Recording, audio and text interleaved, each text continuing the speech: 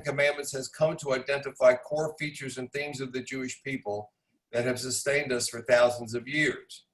Now, when it said core features and themes, I thought, wow, you know, that's a great insight. And then I read Oren's introduction, and this is really what set me on the path that I thought it would be worth my going through and not summarizing, but pulling out some of the major points that the rabbis want to make about God. He wrote that the giving of the Ten Commandments fulfills a theological purpose that is similar to the ones achieved by the other two decisive moments in history, creation of the universe and redemption from slavery. But Sinai adds an additional component not present in either Eden or the shores of the sea, for only there does the connection between heaven and earth require the people's response and assent. So you'll recall that the Torah tells us when being given the Ten Commandments, the Jewish people, not here but elsewhere, respond, Na'aseh v'nishma, we will do and we will hearken. That's the people's response. At Eden, there's no response, and at the Red Sea, there's no response. But here, the people, in order for the Ten Commandments to have power, they have to accept them. And so that's part of the power of the Ten Commandments, because for the rabbis, and many of you know this, the Ten Commandments is what is recorded in the text, but for the rabbis, what happened at Sinai is the giving of all of Torah. The Ten Commandments on the one hand, but also all of what we call Torah, the 5 books of Moses, all of the Bible, and all of rabbinic literature, which we call the oral Torah. So for the Jewish people, this has come to be, for the rabbis at least, this has come to be the seminal moment in a way in which God and the Jewish people connect. And I thought Rabbi Hayon's statement, only here does the connection between heaven and earth require the people's response and assent, gives it even more power. So with that in mind, if you go to the next page, please, David. I decided to start with the Genesis 1 before we go to the Ten Commandments, and look at the commentary, that Rashi's commentary, a very small piece of it. It's quite a lengthy commentary, but I wanted to point out the following. The statement of court is, in the beginning, God created heaven and earth. And you'll notice I put the Hebrew for the word that's used for God, which is Elohim. And then Rashi's comment, it does not state Adonai, the other name we use for God, created, because at first God intended to create the world to be placed under the attribute of strict justice. But he realized that the world could not thus endure. Therefore, God gave precedence to divine mercy, allying it with divine justice. And it is to this that Genesis 2 alludes when it says, which remember 2 is the second creation story, on the day that Adonai Elohim, the Lord God, both names, made heaven and earth. So the first thing that I think we need to recognize before we actually start the Ten Commandments is that for the rabbis, Elohim represents the attribute of justice, and Adonai represents the attribute of mercy. And what Rashi is basically saying, God's intent to create the world originally was out of sense of justice, because there are all these laws that he wants to be observed and to be followed, but realized that on justice alone, the world cannot exist. Human beings cannot exist on justice alone. And therefore, God added the concept of mercy, so that when we are unable or don't, for whatever reason, follow justice strictly, there is room for forgiveness. And he says that recognition comes in Genesis 2 which, while technically a separate story of creation, nonetheless, as for the rabbis, of course, read everything as one, says that in Genesis 2, that's how we know that God wanted not just justice, but mercy as well to be able to rule on earth. All right, anybody got a question or comment about that?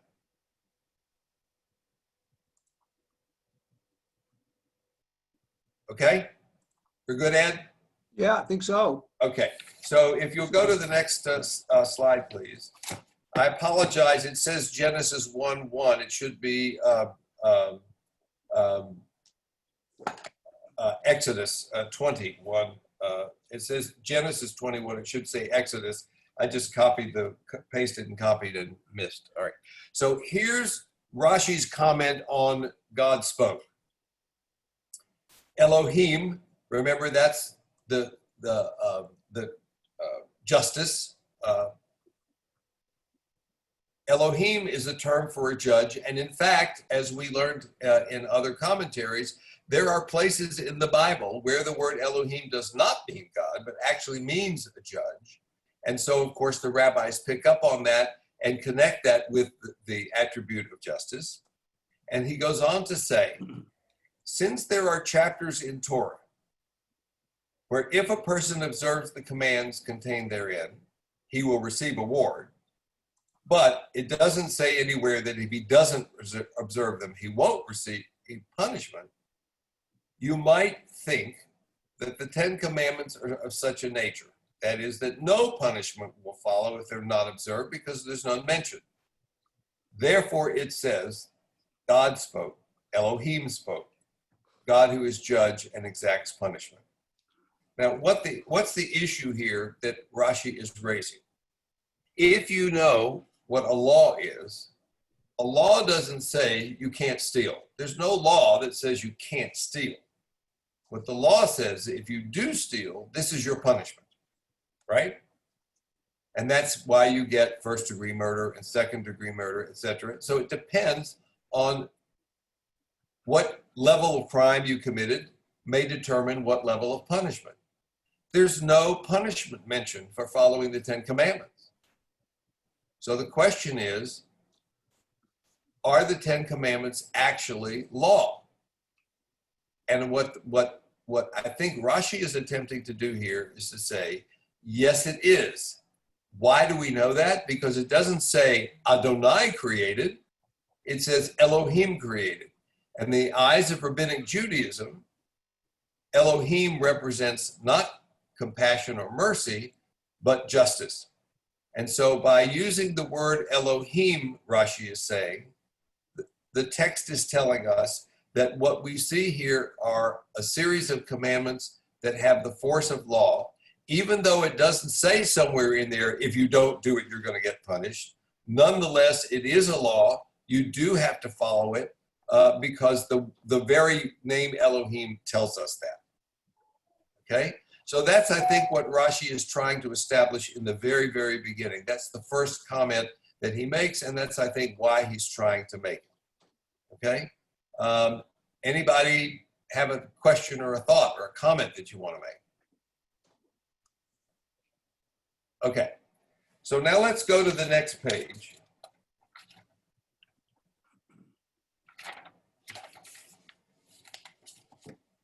One of the commentators in the 13th century is a guy named Bachya, and he actually, as did Rashi, he had a pretty long commentary on this particular commandment, and he made several different points. And so I thought it would be worth taking a look at several different ones and see what he had to say and what ideas we might be learning about the Ten Commandments as traditional Judaism sees them. I forgot to say, and I want to add, that one of the reasons that I thought about doing this when I read the introduction to Rabbi Hayon's book is, if you look at the purpose of the book and you begin to read the essays, what it's trying to do is to take the Ten Commandments and do this kind of work in a sense. They're sort of commentaries, but they're 21st century commentators commentaries, and they're based on all kinds of academic and intellectual and professional insights that the rabbis, of course, would not have been able to bring because they look at this through a different set of lenses. And one of the reasons that we study rabbinic commentaries is because we're trying to look at the way the rabbis read it, look at through the lens that the rabbis looked at the text, and see if that in some way brings insight to us, which we can then add our own commentaries to. So I'm guessing that if not all, certainly almost all of the commentators that Rabbi Hayon invited to be part of the conversation were people who, if not knowing this in great detail, understood what commentary is about and fulfilled that role for a 21st century commentary based on the way in which they see the text. So what we're looking at is the way traditional Orthodox, because they were all Orthodox except for one, they were all Orthodox rabbis and all saw the text through a similar lens and made their commentaries based on that. So we learned about what was the lens that they looked through. So let's start with Bachia, first one. And God spoke all these words saying, okay? Remember, it says it doesn't say God spoke these words, it spoke all these words. So he says, the fact that it says all, and one of the things the rabbis do is they can pick through a verse and find the word that makes the difference, okay? And that's important, okay? The word all implies that the Holy One, blessed be he, spoke all these words how? In one saying, something that it is impossible for a human being to do. What does that mean? To speak in this manner. Now I want to read the second one too before I stop. Another commentary. The word saying was added to teach that all the 10 commandments were spoken in a single utterance. And then he adds something else. This is also, he says, something a human mouth would be unable to do and a human ear would be unable to hear. So putting these two together, does anybody have a suggestion as to what you think Bachia is trying to get at here? Put those together. What's his main thesis, his theme here? What's he trying to convey? Anybody got a thought? Just tell me in the chat. I'll recognize you. Who'd you call on? No, I'm telling people to send me a note in the chat. I don't see any notes. All right. If you have something you might want to say, click on the chat and let Ed know. Yeah. Class is more fun when people get to participate. So don't be afraid to say something. Come on, guys. This is important.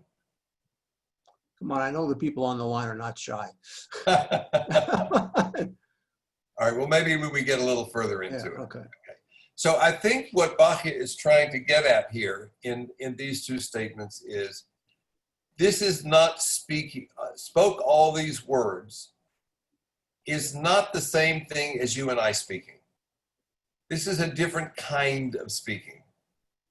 First of all, when you and I speak, we speak not even one word at a time, we speak one sound at a time because words are often made up of lots of sounds. So when I say the word commandment, it's not just a word, it's a word that's made up of several sounds, okay? And so think about how long it would take me to read the entire 10 commandments. It would take a few minutes, okay? What Bachia is saying is that's not how this took place. This was a miraculous speaking, not a normal speaking like you and I would normally do. Everything was spoken in one utterance, all at one time. It was a miraculous presentation, a miraculous speaking. All these words, all at once, something that human beings could not do. And then he goes on to add, not only is it something we would be unable to do, it's something we couldn't hear in the way in which God spoke it. Now, think about that and tell me what do you think he's implying here? What point is he trying to make? Anybody got a suggestion? Oh, Sophie has her hand up. Sophie? Yes, Sophie? Go for it. I actually think when the people heard thunder and great noise, what they were actually trying to hear was God talking. And because they couldn't hear it the way he could say it, it happened as if it were some kind of meteorological event, that it came on them as not so much a noise as a great sound happening for them. I agree, but I think Bachya, additionally, Bachya is trying to make, I think, implying something very, very, very, very important. Anybody got an idea? All right, I'll jump in. Okay, I think what he's trying to do is lay the foundation for the fact that only Moses really heard everything. We were unable to do that. Roseanne, I see a note from you. Right. Perhaps all humans must spend our days living interpreting words, the commandments. I think that's exactly right. But it also means that when you read the rest of Torah and Moses is the one who is speaking, it means that Moses' words in explaining the Torah are words that we were unable to hear in total. We could only hear this sound, but we couldn't hear what was in there. And so we are dependent on Moses. On top of that, as the commentator, as one of you said, I've already forgotten who it is. It's so dense in a way that you can't hear it all at once, and you have to spend a lifetime learning and studying it. And in fact, that's exactly what the oral tradition is, precisely. I'm seeing a couple of chats I'm pulling up. From Sid, how special Moses was the only one to get God's message. Yes, absolutely. Remember at the end of the Torah, what does it say? There's never again arisen a prophet like Moses. Why? Because Moses is the one who hears everything. And Sydney add, maybe we can't hear the subtle meanings. That's precisely the point, Sydney. It's that it's so dense. It's all, it's hard for me to find a metaphor for it. It's so dense. You have to come at it constantly. And so in order to really hear, we have to play it over and over and over and over and over. And that's what reading Torah every week at Shabbat is, and that's what Torah study is all about. Debbie asks a good, interesting question. Why did God do it that way? Well, first of all, we don't know the answer to that. Okay, I wish I did. I can speculate, however, on the effect of it, if not actually knowing why. It is that because as Bachya is trying to say, did the text disappear? It did on my text. Ed, you came up. I didn't change that. That was done at your end. I didn't touch anything. The temple's end. There it is. Okay. Okay. Got it. Okay. I think the point is that divine truth is so intense and so thick and that's what he says, the human ear couldn't hear it. And that's why we have to spend the rest of our lives studying it and uncovering what are those truths in Torah that God wants us to know. So I think all this is sort of in the background of what Bachya is trying to say. A few other comments, Rabbi. Yeah. There's a few other comments here. Oh, okay. Let me pull them up. Stephanie, we need each other to help unpack Torah. We can't do it alone. Absolutely. Absolutely.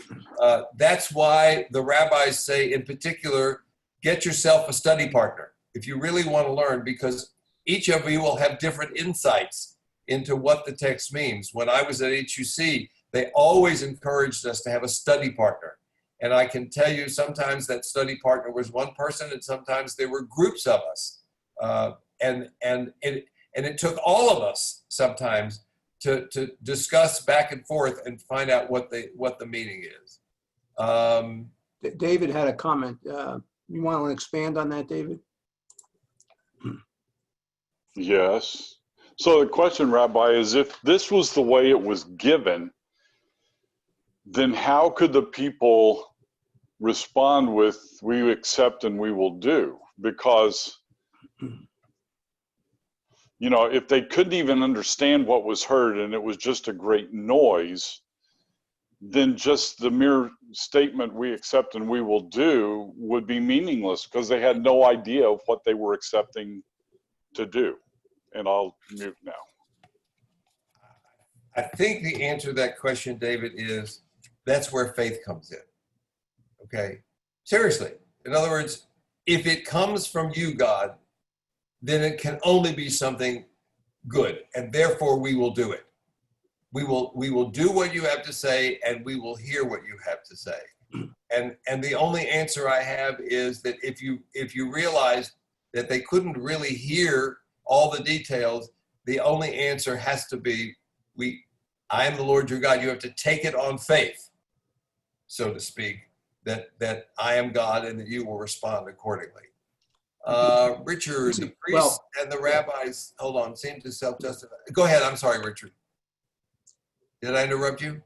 No, I was going to tell you that after that, Bitsy Proler had her hand up. All right, 1 second. These things are flying by. Perhaps at Sinai, God removed the medium of space and time to communicate his commandments, but the words of truth are so intense that God used Moses as a medium. Yes, I think that's probably the point when he says that Rashi's point, he speaks in a way that human beings can't do it and couldn't even hear it.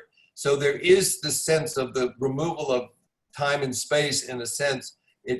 What happened at Sinai can only fit into time and space as a removal of time and space in a miracle. I think that's clearly what the rabbis are trying to convey here. This is not an ordinary statement, okay? Richard, the priests and later the rabbis seem to justify their rituals and study and power. Their aims justify their means? I think of course that's how they justify their actions through. In other words,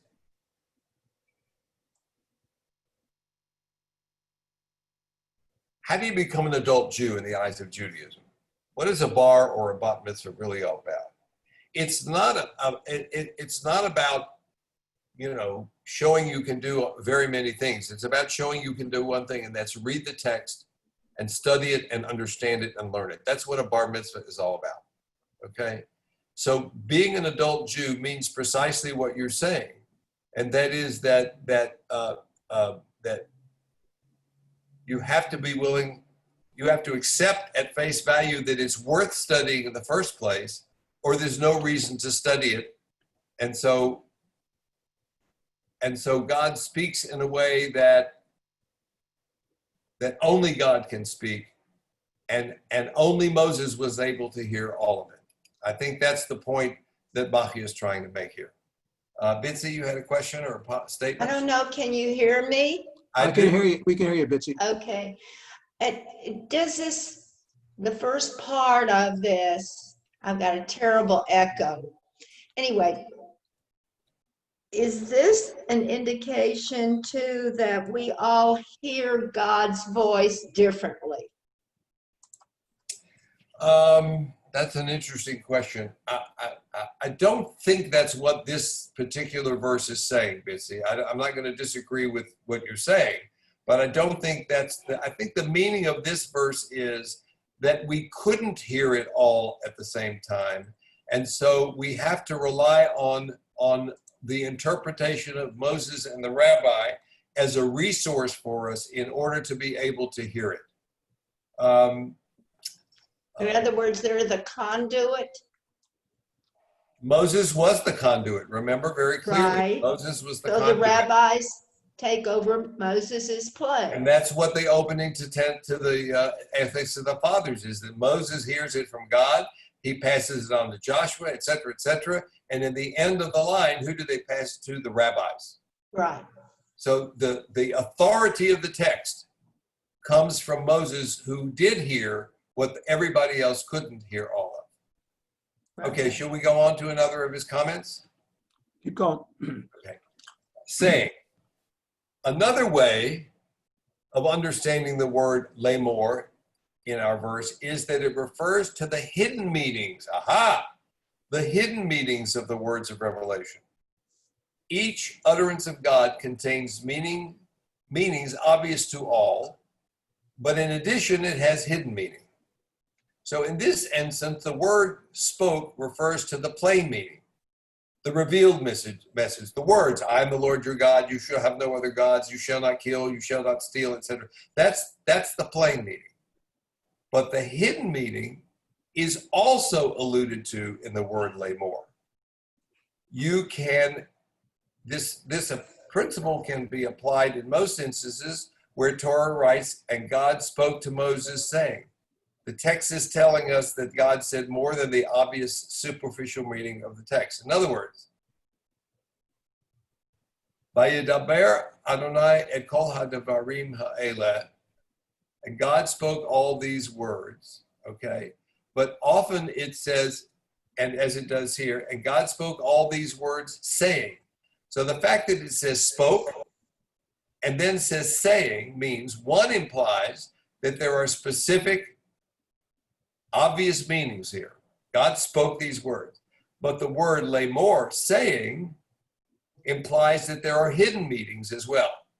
And that's the job of the rabbis. That's the job of the rest of Jewish learning, is to get at the meanings that are not just the plain meaning, but the underlying meanings, okay? Not the superficial, okay? But to the revealed message, that the allusions, the metaphors in a way, how the words go beyond simply the literal. And that's what Jewish study is all about. And what Bachya is saying is the fact that both words are there means that we're going to hear we keep reading, you're going to find out what the literal words God spoke is. But in order to really understand them, you have to keep reading where Moses talks and explains and everything, okay? And then we are obligated to keep doing that, to continue revealing. Remember, keep turning it. Keep every year. Start all over. I know you read it last year. Read it again this year, and again next year, and again next year, and again next year. Because each time you do, you get new insights into the meaning. The words and the obvious meanings don't change. What changes is our insight into the hidden meanings, and that's what Bachya has been trying to say. Okay. So let's go on to his last comment, saying, Moses heard every one of the 10 commandments one at a time, and then he related them to people. However, the Israelites themselves heard the first 2 commandments at the same time, and from the same source of Moses, but they couldn't make any sense out of them. The other 8 commandments they heard from Moses, just as they heard all the other commandments in Torah from Moses. The word saying means Moses was to communicate God's words to the people. So what is Bachya trying to say here? I think what Bachya is trying to say is, even though the rabbis believed that everybody heard the first 2 commandments, they only heard the last 8 through Moses because it was too intense. God wanted them to hear, I'm the Lord your God, you shall have no other gods beside me. Everybody heard that. Everything else they couldn't hear, Moses had to explain them. But even the first 2 commandments, I think he's saying, even the first 2 commandments, even though they heard them, they couldn't make sense of them. Okay?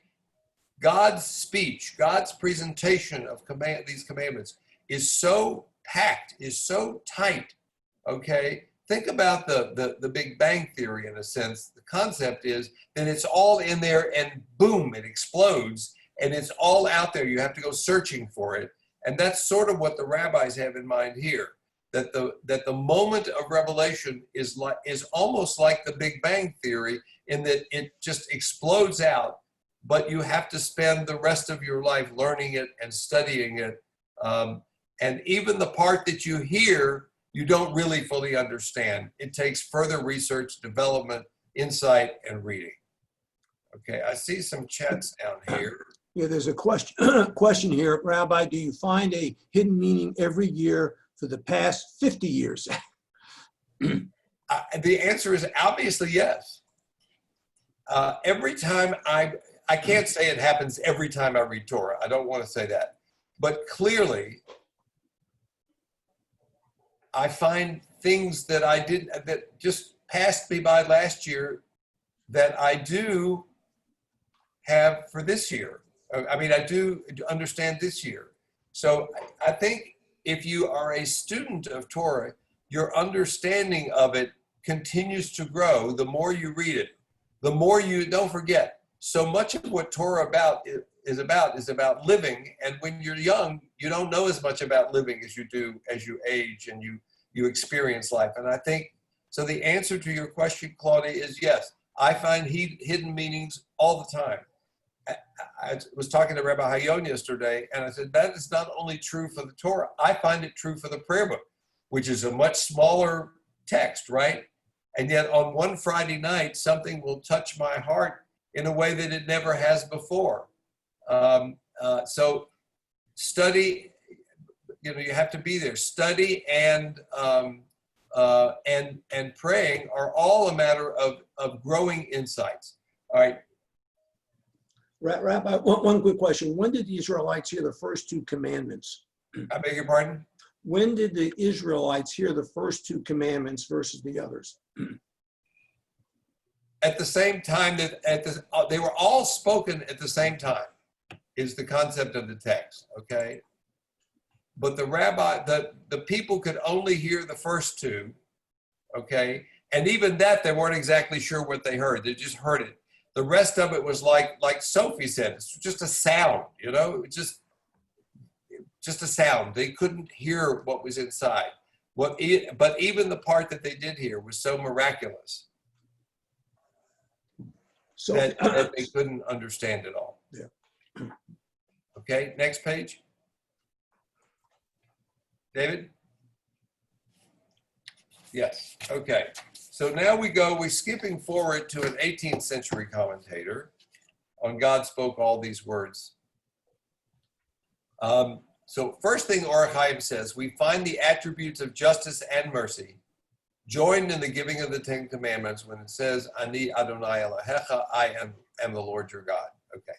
So remember I said in the beginning that God, according to the rabbis, at first has the idea that he needs a place for justice to be present, realizes in a sense that justice alone can't work. Human beings are not perfect, and therefore justice can't be we can't be only just. And so he adds mercy. And so what Or Chaim is trying to say here is, not only was that true of the creation of the world, it's also true of the giving of the Ten Commandments. How do we know that? Because just like the rabbi, Rashi went back and said, both Adonai and Elohim are used in the second chapter 2 of creation to indicate justice and mercy. So in the Ten Commandments, God uses both Adonai and Elohim to communicate, and therefore there is both justice and mercy that are behind the whole thing. Okay. From Beverly and Dave, that's why children can watch things over and over, because they see something new every time. That is true, I think, and I would add to that, Beverly, that's true for adults too. I think any great piece of art, piece of literature, anything that is filled with insight, the more you read it, the more you understand about, in the case of a book, the author, or in the case of Torah, supposedly God, wants to convey. And so the Bible is about so many things that each time you confront it, you're dealing with a different issue in your life. And so you come to it from a different place. It's not the same you a year later coming back to the text. Okay? He also said, the second one, God said, because it is God, Elohim, who speaks, and the world is created, we may view the revelation at Sinai and the Ten Commandments as a reenactment of the creation of the universe. Now, I want you to think about that.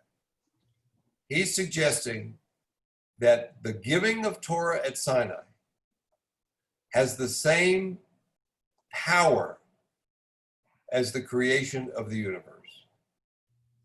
That giving of the Ten Commandments is sort of like a reenactment of creation. What do you think he could be saying? What is he saying here?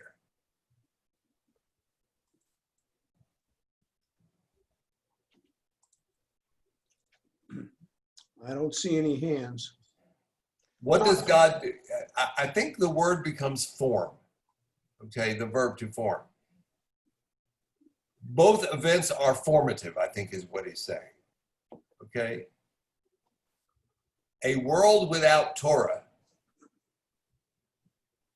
and this would be consistent with what the rabbis talk about, and I think something we read further on helps to understand this. A world without Torah is an imperfect world. A world without the understanding of what God expects of us. And so it's like a creation in the sense of it becomes the world becomes a different world with Torah than it was without Torah. And in that sense, it's a creation. Okay, so that's, I think, what Or HaChaim is trying to say. First the hardware, then the software. Very good, Linda. I think that's a good point. Okay, first the tribes, then the Jewish people. From Sophie, correct. Okay, I think you've all got it. So let's read on, Or HaChaim. All these words. All these words remind you that you cannot accept Torah what? Piecemeal. One who accepts all of Torah commandments, even if except for one, is considered as having rejected all of Torah. Now, this is really important. Hold on, I see something from Rick. Eden didn't work. Noah didn't work. Sinai is God's third attempt. I think that's true, and I think you would also have to add, Rick, that based on the way the world is, it didn't work completely either. But I think that's when we become fully God's partner. We're God's partner from the beginning. But what it means to be God's partner for human beings now becomes specifically God's partner for the Jewish people, because the revelation tells us what our job is as partners, what our actual role is. So, but back to the Or HaChaim, he says, if you only reject one of Torah's commandments, it's as though you've rejected the whole thing.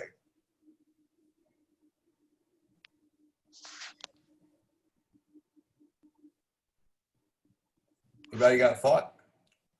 Sophie, yes, it's a whole cloth. Absolutely. Okay? You don't get to pick and choose the parts of God's revelation you do or don't want to observe. You don't get to do that. Okay? It's an all or nothing proposition.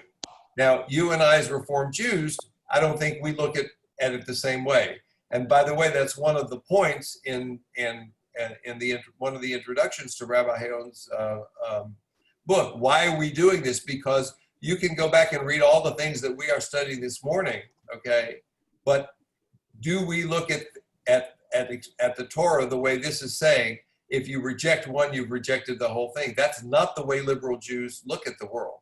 But it's important for us to understand this is where the rabbis are coming from, okay? Stephanie, let me see, what did you said? I'm wondering about the parallel with creation. Is not believing in some part of creation a similar rejection? I would say that's true. Either God created the universe or God didn't create the universe. Either God gave us Torah or God didn't give us a Torah, okay? And the minute you say, but this part isn't God, then then it's not Torah anymore. It's not God's revelation, and therefore you don't get to pick and choose. Your goal is to learn it, study it, comprehend it, engage it. But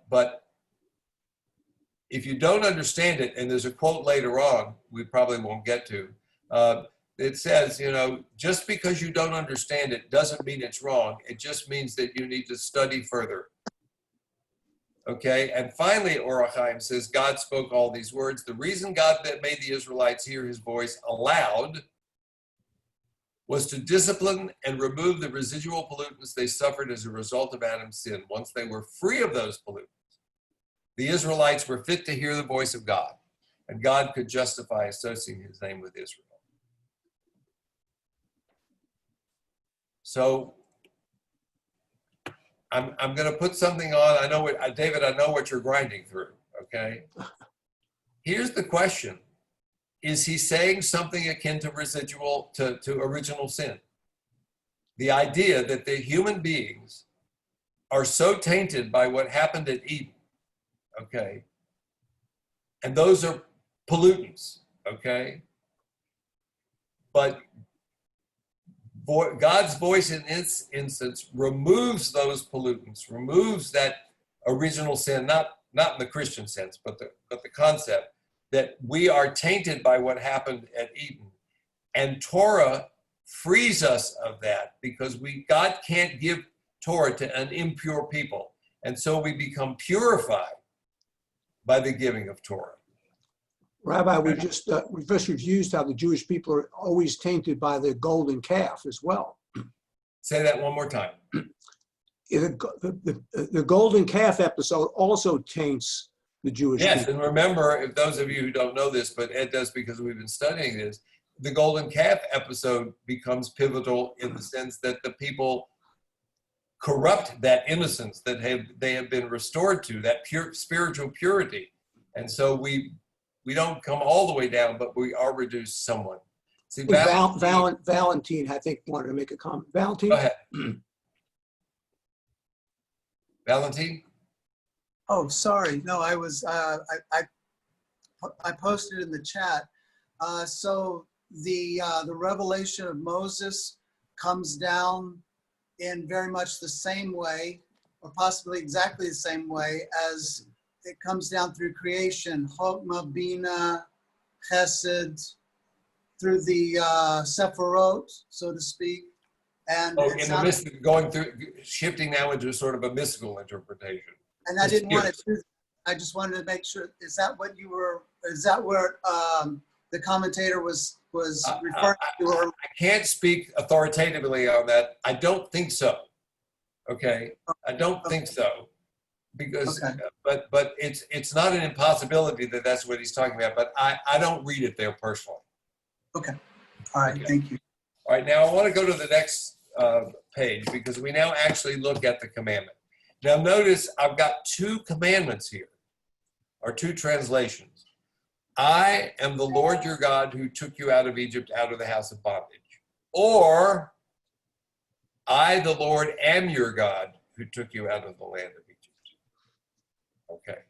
Now those two phrases have very different meanings. Philosophically, the verb to be, which does not exist in the present tense, what we call the present tense in Hebrew. It exists in what we call the past and the future. There is a word for it, but there is no word for the present tense is or are. Okay? And that's why you can translate this either way. But the verb to be has two possible meanings. Philosophically, one is existence, okay? And one is essence. And I'm going to give you an example of what I mean. If I am a black man standing in the middle of the street in Uganda, where everybody is black, and you say, I am a black man, that's your existence. But if you stand on the street in America, and this is the reason I'm using this because how poignant it is at this time, and you say, I'm a black man, that is not just about your existence. It's about your essence, okay? It's the same words, but contextually they mean different things. So the question is this saying, I, my essence and my existence took you out of Egypt, okay? Or I, essence, Adonai, Lord, am the presence which brought you out of the land of Egypt. And they're two different meanings in terms of philosophical reality. So I just want to, that's why I put both translations up there, because as much as they sound the same, they truly philosophically have two totally different meanings. So let's see. Notice here that the Rashi is not, hold on, what did Dave say? You can't say that for a Jewish person, for Beverly. That your essence and your existence are not the same thing. I think that's true. I think we never say I am Jewish. Well, actually, you know, I think if you're filling out a form, okay, and it says, what are you? And you just check Jewish mindlessly, you're just saying my existence is. But once you say it, and once you make the statement in a context of not just, you know, routine checking a box, then I think you're right. Your essence and your existence are both being expressed. Okay, so let's see what Rashi's saying about brought you out. The act of my bringing you out is of such importance that you should subject yourselves to me. Hold on one second.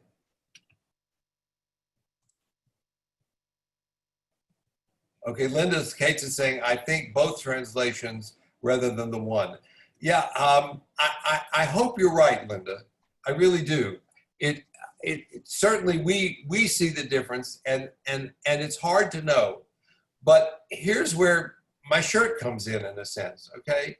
As those of you who've studied with me know, one of the beauties of a language like Hebrew with so small a vocabulary is that where a word, they have one word, we have 20 words sometimes, and the difference in the 20 words that could mean give us the opportunity for the interpretation and the deeper understanding.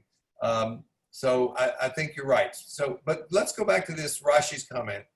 My bringing you out is so important that you should subject yourselves to me. What do you think that means?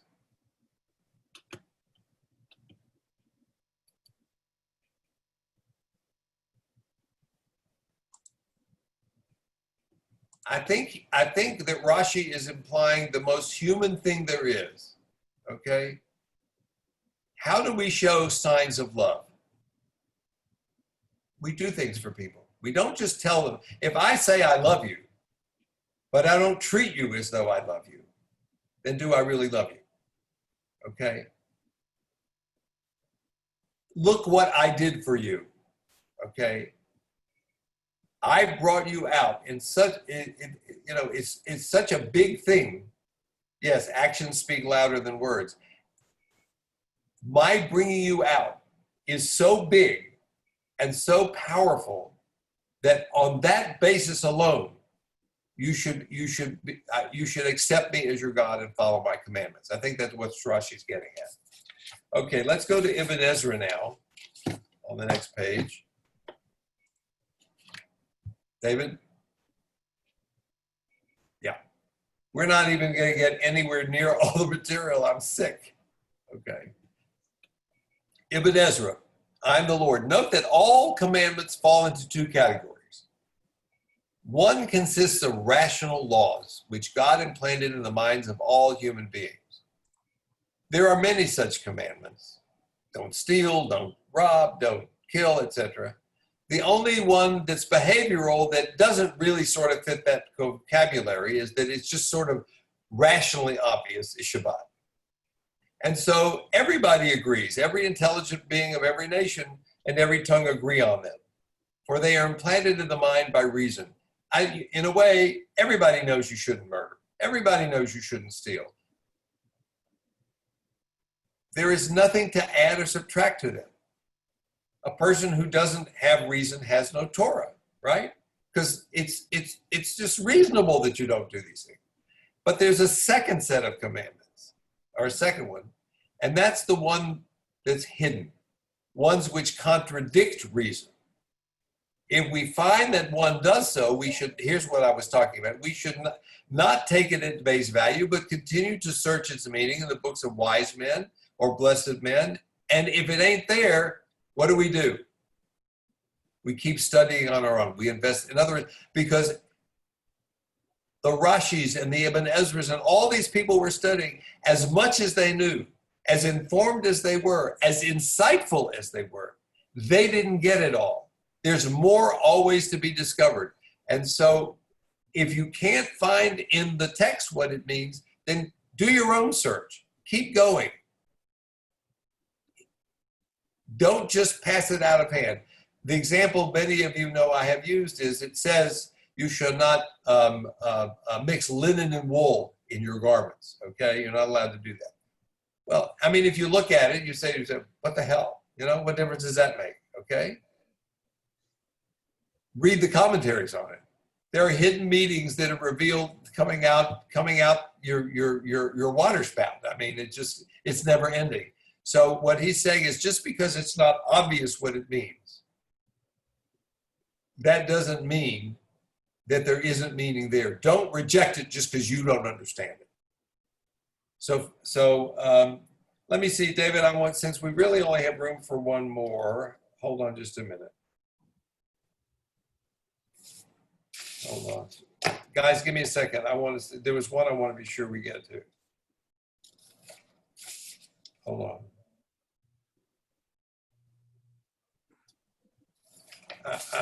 How do I pick here, guys? These are all so important, or I wouldn't have picked them up in the first place. Hold on. I know where I want to get to. Give me a second. All right, go to page 12. Can you do that, David?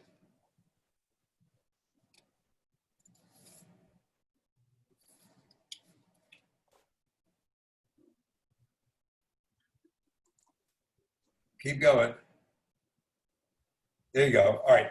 I want to do these last two real quickly. Malbim, a 19th century commentator, I am the Lord your God. God exists independent of any other thing or cause, which is expressed by the very word of God's name, Adonai, Yud-He-Vav-He. This is actually the future or imperfect form of a verb to be, and thus denotes he shall be, not matter. Hold on. I typed something wrong here. Oh, he shall be no matter what, based on I am that I am. It also implies past and present. He is and he was, and of course will always be, indicating that the Lord precedes all else and has always existed. God's name can also be referred to as he who brings into being. The reading of the word is what gave birth to the proposal that Yahweh or Yahweh is perhaps God's name, the way it was pronounced. Okay. Here's a 19th century commentator expressing going into the grammar of the word and saying that the word, that God's name has a meaning. All names have meaning. You know that. In Hebrew, all names have meaning. If your name is Dan, it comes from Dan, which means judge. If your name is Eliezer, it means God is my help, etc. And he's saying, well, God's name has a meaning too. And it's based on the verb to be, okay? And because God's essence, not just his existence, his existence precedes the world. His essence comes out when he creates the world. What does to create mean? It means to bring something into being. And so that's why Yahweh or Yahweh, which means who brings into being, is considered to be, by linguists and scholars, could perhaps be the way God's name was actually pronounced, which we've lost because the high priest only pronounced it in, what's the word I want? In the Holy of Holies, okay? So I want to flip, so that's that. But now flip to the last one, page 13. And I want to look at what Benno Jacob says. Can you do that for me, David? One more page. Yeah. Who brought you out? All right, Adonai. God's essence, not God's existence, but God's essence. Adonai had created, sorry about that, man to be free. The highest form of freedom is found in divine service. How do we know that? In service to whom were the people prior to the Exodus? In service to Pharaoh. God doesn't say to Pharaoh, let my people go. He says, Moses says that. He says, let my people go in order that they may serve me. So freedom is not freedom from serving, it's freedom from serving another human being. But the highest form of being free is to worship God, to believe in God. If liberty and culture could not exist, then men should bid farewell to culture for the sake of freedom. And finally, his comment, brought you out of the house of bondage. Were these words to be removed, the breath of freedom and the key to the Jewish heart would not be included in the 10 Commandments. Think about what he's saying there, okay? The fact that the 10 Commandments begins with releasing you from bondage means that being free is one of the most central, basic Jewish values, okay? What was the first holiday in the history of the world to celebrate religious freedom? It was Hanukkah. So what Benno Jacob is saying is that freedom is as essential to being Jewish as is any other value. In fact, it may be the core value, but certainly one of the core values of what it means to be Jewish. So that's my Torah study for this morning. I feel terrible that I picked too much, but every one of the ones if any of you want to see the rest of them, David, can you pop back on and tell us how could they access those? Or can you make it available to them? I'm sure we can. I'll have to ask. David, do you have a list of the people that are on? Yeah, I think we can get that all. So if you have a list, then maybe you can scan it and send it out by emails to everybody. Can you do that? Or you can send it to That would me. be It's only great. 13 pages. It's not that long. Jason can post it somewhere where everybody could get it. Yeah, We'll see. okay. Yeah. Yeah, also, All right, somebody will let us know. I think all of us would thank Rabbi for a superb Oh, morning please, it was so session. much fun. It was my honor. And I especially second- want to say to you guys who are also in my regular class, even though we all studied this together, I hope doing this in a sort of synopsis form helps to bring together, all the things we said, but sort of create a condensed version of it. And there are things that were in there that I didn't include because they were lengthy, but these were sort of pithy. These were sort of, in a sense, a bit of a summary so that you could get sort of maybe a condensed version of all the commentaries put together and at least get a good look at what the rabbis were trying to get at. And as Rabbi said, we studied this recently in our own class, and I think all of us got more meaning out of studying it again. I also want to say for Rabbi Haon wanted me to mention to you, those of you who want to get onto services, you have to get back onto the Emmanuel website and click on Proler to go to the 10:30 service. I didn't want to forget that. Okay. Thank you, everybody. You have been, Thank it you. was fun. Thank you. Shabbat shalom, everybody. Shabbat Shalom. shalom. Thank you so much. Shabbat shalom. Shalom. Shabbat shalom. Goodbye. Bye. Bye. Bye. Bye. Shalom.